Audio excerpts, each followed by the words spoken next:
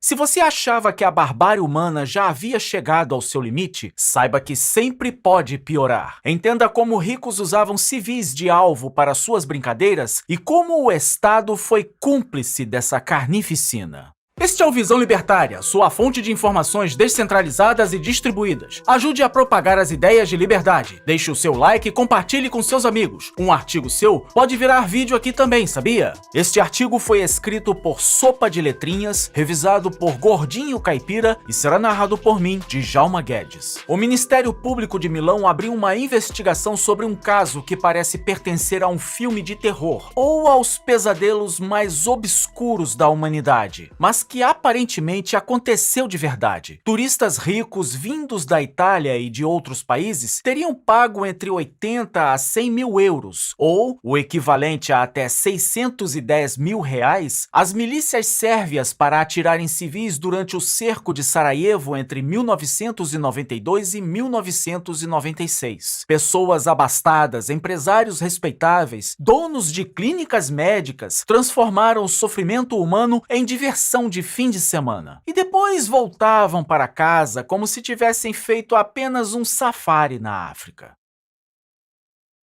Para entender como chegamos a esse ponto de depravação, é preciso voltar alguns anos. A Iugoslávia era uma federação artificial, mantida unida pela ditadura comunista de Josip Broz Tito desde 1945. 6 repúblicas diferentes: Eslovênia, Croácia, Bósnia-Herzegovina, Sérvia, Montenegro e Macedônia, compostas por etnias distintas: sérvios ortodoxos, croatas católicos, bósnios muçulmanos, com línguas similares, mas histórias diferentes, tudo amarrado pela força de um regime autoritário que suprimia qualquer manifestação de nacionalismo. Quando Tito morreu em 1980, a única coisa que mantinha aquela construção artificial começou a desmoronar. E quando o bloco socialista colapsou em 1991, foi o fim. A Eslovênia e a Croácia declararam independência. A Macedônia seguiu o mesmo caminho. E então veio o problema da Bósnia-Herzegovina. A Bósnia era um mosaico étnico: 44% de muçulmanos bósnios, 31% de sérvios ortodoxos, 17% de croatas católicos. Em março de 1992, a população votou pela independência em um referendo amplamente boicotado pelos sérvios locais. Quando a independência foi reconhecida internacionalmente em abril, os sérvios bósnios armados e apoiados pela Sérvia de Slobodan Milošević iniciaram uma guerra com um objetivo claro: criar a Grande Sérvia através da limpeza étnica. E aqui está a lição que todos deveriam aprender, mas poucos querem aceitar. Quando estruturas estatais colapsam e novas estruturas estatais tentam se impor pela força, o resultado é sempre o mesmo: massacre, limpeza étnica e genocídio. Não importa se é comunismo, fascismo, nacionalismo ou qualquer outro ismo. O que importa é que alguém decidiu que pode usar a força para impor sua visão de mundo sobre os outros e que a vida humana é apenas um obstáculo a ser removido. Mas o absurdo desse caso grotesco não para por aí. Segundo investigações, havia uma tabela de preços. Crianças custavam mais caro para serem alvejadas, seguidas de homens armados e uniformizados, depois mulheres, e idosos podiam ser mortos, entre aspas, de graça. Pense nisso. Uma precificação da vida humana baseada na emoção que cada assassinato proporcionaria ao atirador. Os denominados turistas de guerra voavam de Trieste para Belgrado pela companhia aérea sérvia Aviogenex e de lá eram enviados até as colinas ao redor de Sarajevo, onde recebiam fuzis e eram posicionados estrategicamente. Entre os participantes estavam empresários e cidadãos respeitados, principalmente entre 40 e 50 anos. E qual a motivação desses indivíduos? Segundo o jornalista Ezio Gavazzeni, não havia razões políticas ou religiosas. Eram pessoas ricas que foram por diversão e satisfação pessoal, que amam armas e frequentam campos de tiro ou fazem safaris na África. Diversão, satisfação pessoal, como se estivessem caçando gazelas, javalis e não seres humanos.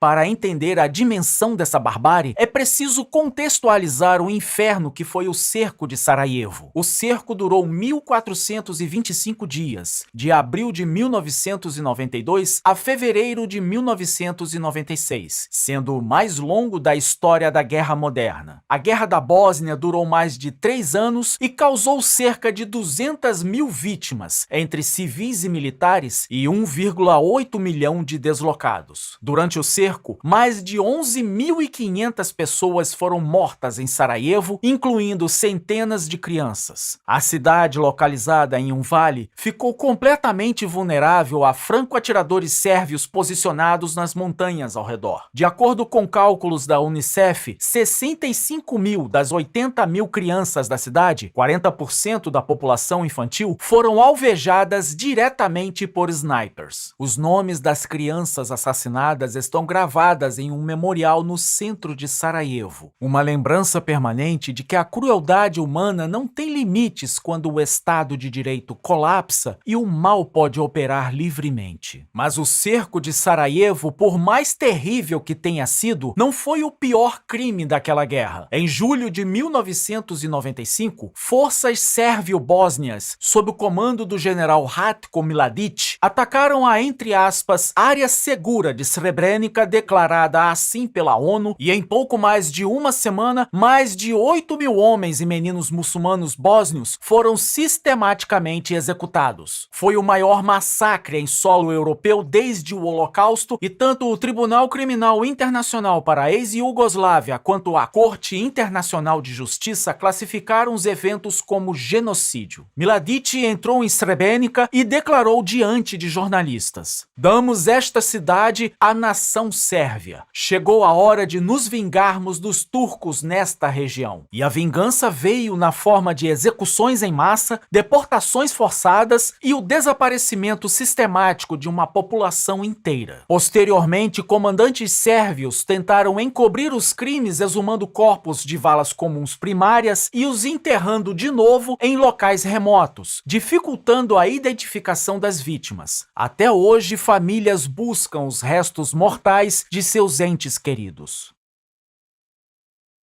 E aqui está a lição mais amarga sobre a natureza do Estado. Tanto o safari humano quanto o genocídio de Srebrenica foram operações militares organizadas, hierarquizadas e executadas por estruturas estatais ou paraestatais. Não foram atos de bandidos isolados ou psicopatas solitários. Foram crimes cometidos por exércitos, comandados por generais, financiados por governos e executados por soldados que recebiam ordens e salários. O Estado sérvio-bósnio transformou o genocídio em política pública, a limpeza étnica em estratégia militar e o assassinato de civis em fonte de receita através do turismo macabro. Quando você concentra o monopólio da violência nas mãos de uma estrutura centralizada, sem contrapesos reais e sem responsabilização individual, o resultado não é ordem e proteção, é Srebrenica.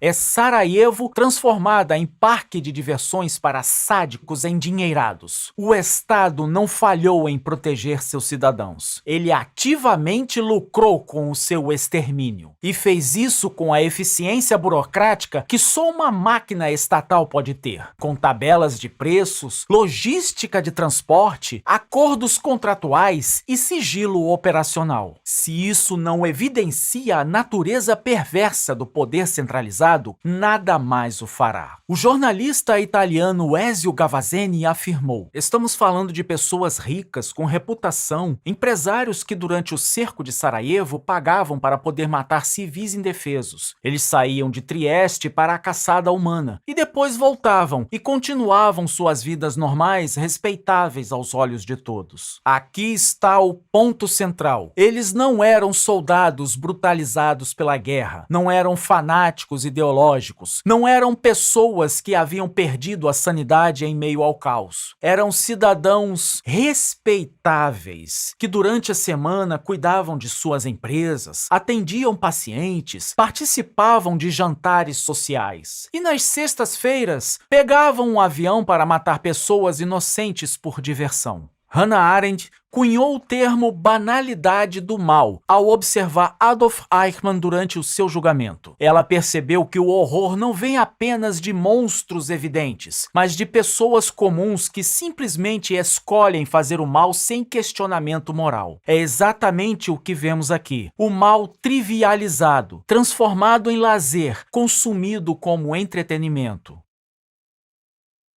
Mas há outra dimensão dessa tragédia que não pode ser ignorada. Os participantes teriam feito acordos com o exército sérvio-bósnio comandado por Radovan Karadžić, condenado por genocídio e crimes contra a humanidade. As milícias sérvias não apenas permitiam essa barbárie, mas lucraram com ela. Transformaram o cerco em um negócio. É o Estado, ou a estrutura militar que aspira a ser um Estado, atuando como agente direto do crime organizado. Não apenas falhando em proteger seus cidadãos, mas ativamente vendendo a vida deles ao melhor lance. É difícil imaginar algo mais depravado. E antes que alguém pense que isso é exclusividade de, entre aspas, ditaduras do leste europeu, vale aqui lembrar. Um ex-funcionário da agência de inteligência da Bósnia afirmou que o Serviço de Inteligência e Segurança Militar da Itália foi alertado sobre a situação no início de 1994. Alertado. E aparentemente nada foi feito por anos. O caso voltou à tona após o lançamento do documentário Sarajevo Safari, de 2022, do cineasta esloveno Miran Zupanic, que reuniu testemunhos sobre estrangeiros ricos que teriam pago para participar de caçadas humanas na cidade sitiada. Até então, essas histórias eram tratadas como rumores difíceis de comprovar. Na primeira página do jornal Oslo Bojenge, em 1º de abril de 1995, durante o próprio cerco, foi publicado um artigo intitulado Sniper Safari em Sarajevo, mencionando testemunhos sobre o turismo de guerra e evocando um oficial sérvio que propôs a um jornalista italiano disparar contra uma mulher idosa. Ou seja, isso era conhecido,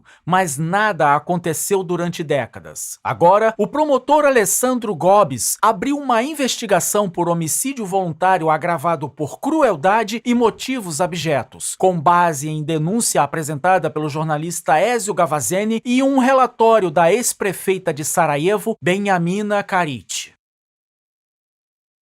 Será que os responsáveis serão punidos? Improvável. 30 anos se passaram, testemunhas morreram, evidências se perderam e muitos dos envolvidos provavelmente já faleceram ou estão protegidos por estruturas políticas e jurídicas. Mas a investigação serve a um propósito maior: não deixar que o esquecimento complete o trabalho que os assassinos começaram. O caso do safari humano de Sarajevo nos ensina algo fundamental sobre a natureza do mal. Ela não precisa de grandes ideologias ou justificativas elaboradas. Às vezes, o mal é simplesmente o resultado de pessoas com recursos suficientes para realizar suas fantasias mais obscuras, encontrando um ambiente onde não há lei, não há justiça e não há consequências. O Estado, quando se corrompe completamente, não apenas deixa de proteger, ele se torna o cúmplice ativo. E quando isso acontece, a humanidade revela sua face mais sombria. Em uma sociedade libertária, por não existirem grandes estruturas de poder centralizado capazes de criar grandes guerras ou cercos, mas ainda que um grupo de mercenários tentasse algo assim, os cidadãos daquele local poderiam ter mais chance de defesa, pois qualquer pessoa poderia ter armas. Além disso, caso algo assim fosse descoberto, esses monstros seriam imediatamente considerados culpados por ferir o princípio da não agressão, e além de terem que pagar por seus crimes, se um dia se vissem livres, ninguém desejaria se associar com pessoas assim, e eles seriam socialmente excluídos. Quantas atrocidades similares acontecem agora, neste exato momento, em zonas de conflito ao redor do mundo? Quantos outros safaris humanos estão operando onde os holofotes internacionais não alcançam? A verdade é que o monstro monstro não está apenas nas ditaduras distantes. Ele está em qualquer lugar onde o poder concentrado encontra a impunidade, onde o dinheiro compra não apenas luxo, mas vidas humanas, e onde homens de terno e gravata podem, por um fim de semana, brincar de deuses da morte. E depois voltar para casa, beijar os filhos